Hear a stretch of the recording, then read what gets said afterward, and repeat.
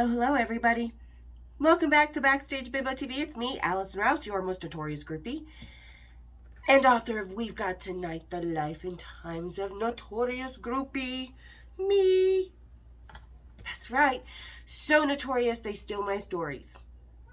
Yeah. Oh, everybody say hi to Suki. Say hi, love chicken. Hello, baby. So, God, I'm not fat, guys. I don't know why my chin's like that. But anyway. Anyway, welcome back, you guys. So great to see everybody. Thank you so much, as always, for all the love, all the support. You guys fucking rock. All the belief, all the good vibes. Thank you, guys. I can never express enough how much I appreciate it, truly. And truly, we're going to talk about this week something pretty insignificant for two reasons. Because we're talking about the first time I saw Damage Plan. The only time I saw Damage Plan. Last time I saw Dime, and the last time I saw Vinny. And we'll talk about exactly why that happened. Well, we know about Dime tragically. So we'll talk about that today. It's not going to be all sad, everybody. It is in a way because, like I said, it was the last time Vinny and I were together, and there's a reason for that. So, all right. And as usual, black tooth grin to celebrate the boys. So everybody grab your black tooth grins, kick up your feet, and let's have a cocktail rocktail, shall we? Cheers, big ears. Woo, that's nipple hardening. Oh, baby, do you need out? Hold on, guys. Suki wants out. Okay, Suki's free. Suki's free. All right, anyway. So this was May 16th. This is after John died, and I had just come back to Salt Lake City. You know, when you are involved in a scandal, you leave.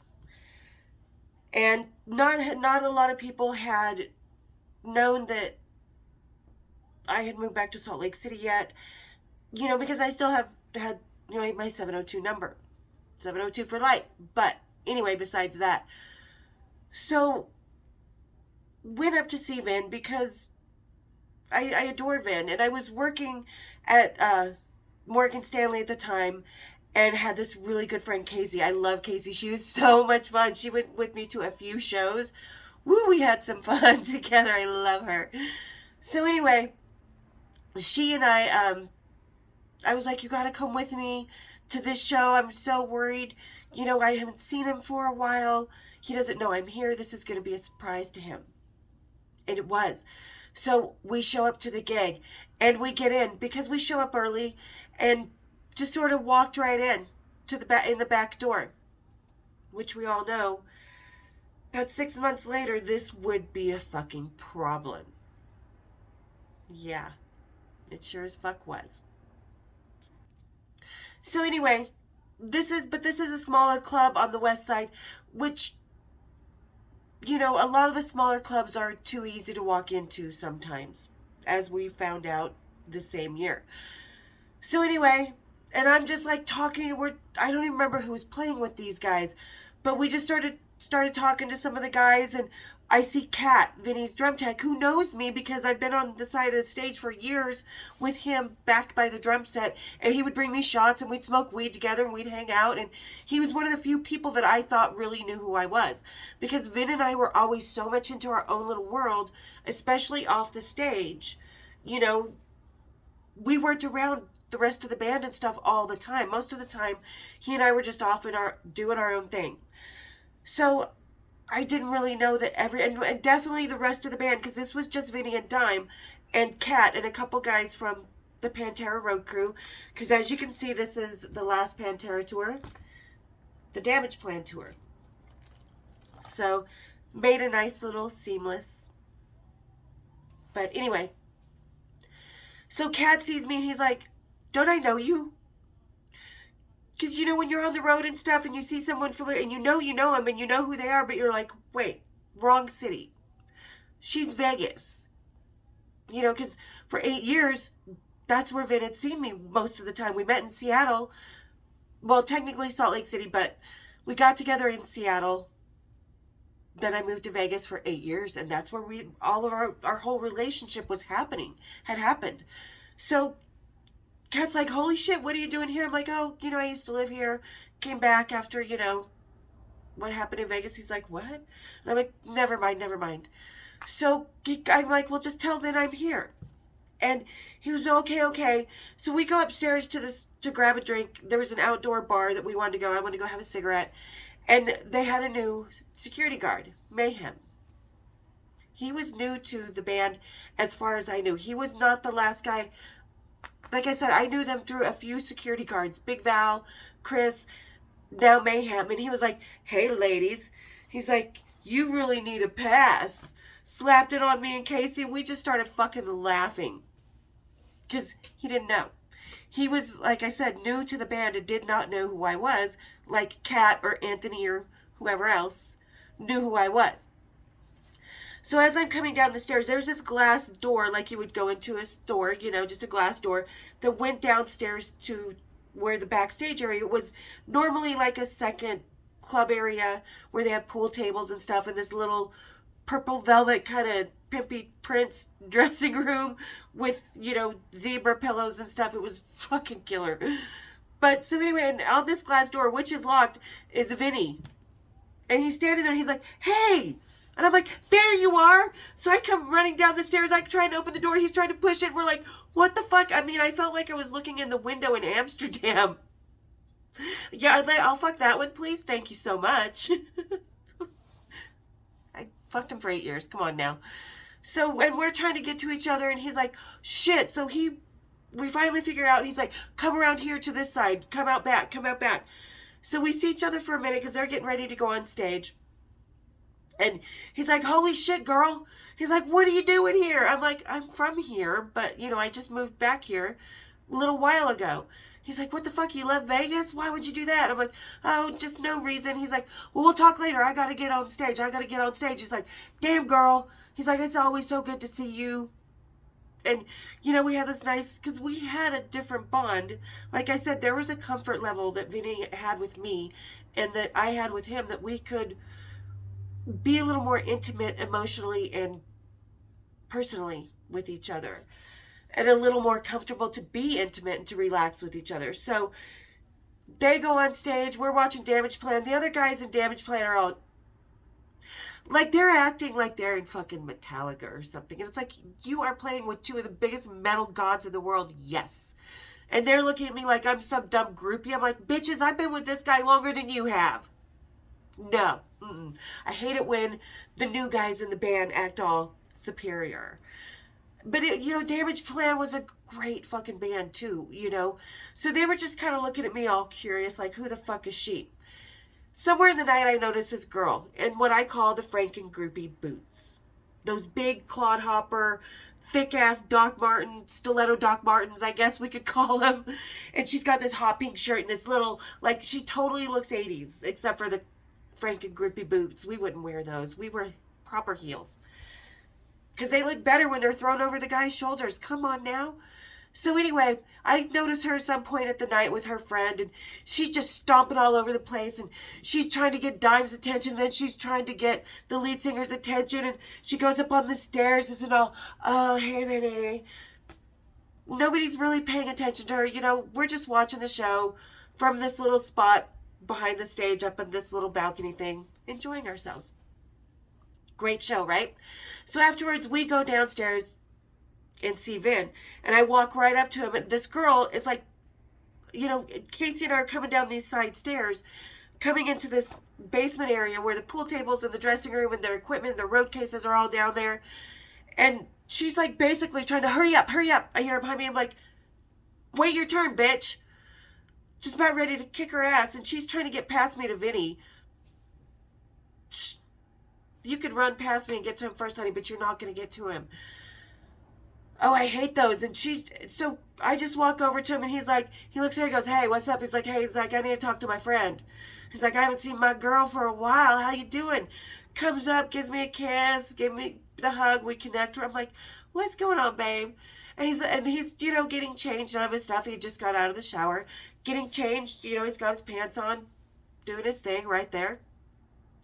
Girl's just sort of standing there, and you can tell now she's looking for Dime or whoever, and she's trying to bother. And she's like, well, Vinny, I want to talk to you, Vinny. And he's like, hey. And he's like, I'm talking to, he's like, this is my girl. He's like, we've been together for like a decade. He's like, let me talk to my girl.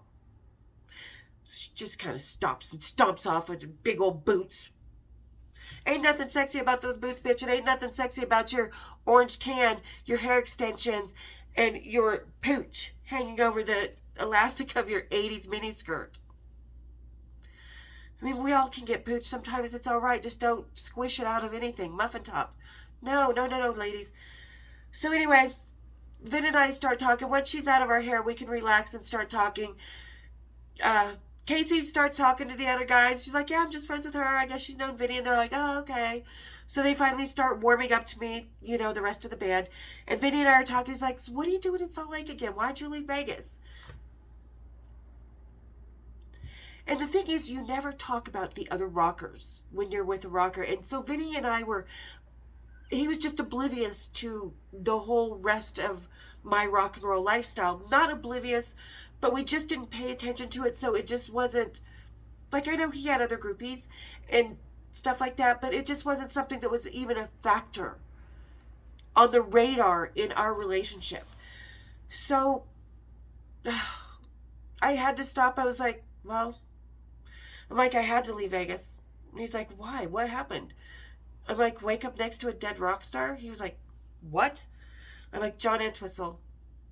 He's like, that was you?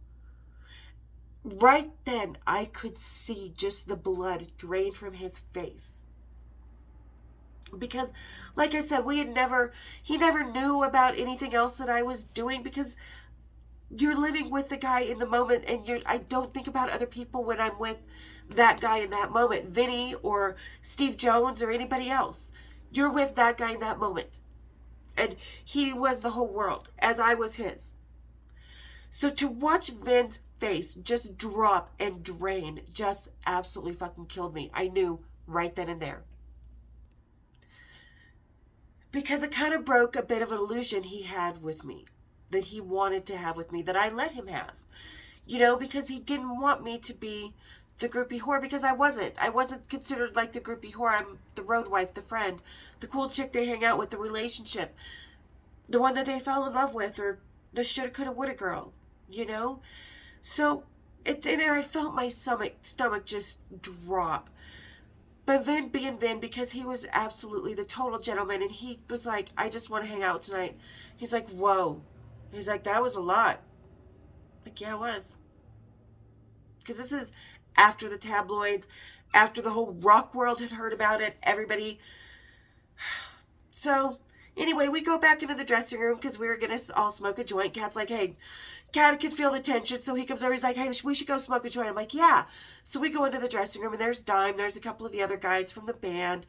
There's me and Casey. The girl, Claude Hopper, in her hot pink, is still kind of hanging out there talking to some of the road crews just outside the door, but nobody's invited her in yet. So we're just sitting there smoking, talking. Vin gets up to make us drinks, and Dime comes over. He's like, what? He's like, I know you. I'm like, yeah, you do, Dime. I'm like, I've been with your brother for 8 years. And he's like, yeah, but not from here. He's like, Las Vegas. He's like, what the fuck are you not, what are you doing here? And I'm like, I moved back here. I said, I'm from here. My family's here, so I moved back, blah, blah, blah. Did not give him the same rundown that I had given Vin, because just not going to go there anymore the rest of the night.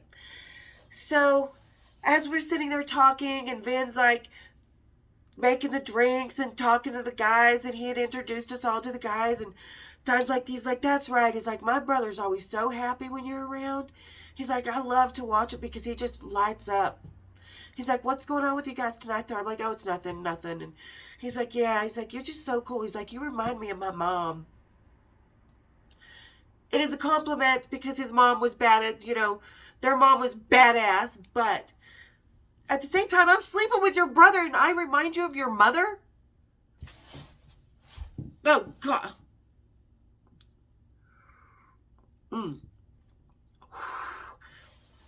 Yeah, whoa. This just kind of fucked with my head, gave me a whole new complex about what the fuck am I doing with Vin? Well, I knew what I was doing with Vin. But it never really struck me why, because I was the first girl that Vin dated that wasn't some bleach blonde boob job Texas five and dime hoe, you know. I was the first girl that he ever dated with like dark hair, small breasts, natural like that. So I just thought, oh, it's just the chemistry that really opened his eyes. I just always thought it was the chemistry, and it was. And then it was feelings, and then it was the friendship we had. It was everything rolled up together, but I didn't think that part of the comfort he found in me was something that reminded me of his mother. Don't know how to take that, good or bad, bad or good. Either way, it's kind of on the fence, really. It is, but he was still sleeping with me. Kind of creeped me out. But so, and I never really talked to Dime as much as over the years because, like I said, Vin and I were always in our own world. We were just off, doing our own thing. So we sat there for like 20 minutes. Like Vin came back over, and he's like, it's so good to see your girl. He's like, I was just talking to her about, how good it always is to see you because you're always so happy. He's like, yeah. He's like, she does make me happy, but like I said, we know, just to see Vin's face, I knew that night that would be the last night we were together. And it was. Went back to the hotel with him. Stayed the night and made sure that everything we did was just really great and really personified everything we had felt for each other for 8 years. Because like I said, I knew in my heart and soul that would be the last night Vin and I were together. And it was an amazing night. And he even talked a little bit more about, the thing with John. And I told him, I said, it's not what you think. I'm like, I met him in 1989. We had a thing for a lot. And I think that even hurt him worse because he realized he wasn't the only guy I had this long-term relationship with. But he was really one of the few guys that I loved. Truly, absolutely loved Vin.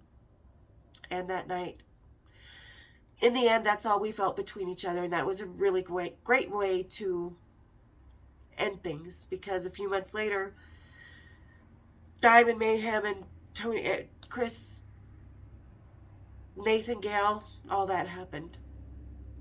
And people would be murdered. Because it was easy to get in back door at a small club. And that was the last time I saw Dime, which was really cool. Because like I said, it was the first time we actually just sat down and talked to each other for an extended period of time instead of just seeing each other in the dressing room or on the side of the stage and then his brother take off with me or, like I said, we didn't even see each other on the bus that much because I would fly a lot of places to see Vin. So, really, really cool night to be the last time not only that I saw Vin but his brother Dime because I realized that, wow, I guess I was more important to Vin than I thought, which is always a good thing. So there you go. It was a bad thing because broke my heart because it was the last time I saw Vin, and you don't want it to be, and I don't think he wanted it to be, but I don't think he could really take once he realized that and that the brevity and the rumors around it and all this stuff, because he was worried about the false things that I've been called, like hooker, prostitute, murder, and druggie, all which are not true. I've proven it legally time and time again. But still, the rumors, it just broke his heart in a way. So, and it broke mine too. Yeah. So that's that. And that's that for today's Cocktails and Rocktails, folk. Thank you again for everybody who's subscribing and really making this an amazing adventure. You guys rock. I love you guys so much. And don't forget to share that button, you guys. Let's get me out there. Let's get this thing on Hulu. Let's do it. Be an awesome show to see because it only has huge to become. It only can expand into 12 different directions with all the stories, with everything that really happened that I'm not talking about, all kinds of stuff. So hit that share, hit the subscribe, and for those of you lurking, hit subscribe. And again, any producers, don't steal my shit, buy the rights. All right, guys, hit the bell too. We'll see you next week for some Cocktails and Rocktails. Cheers, big ears.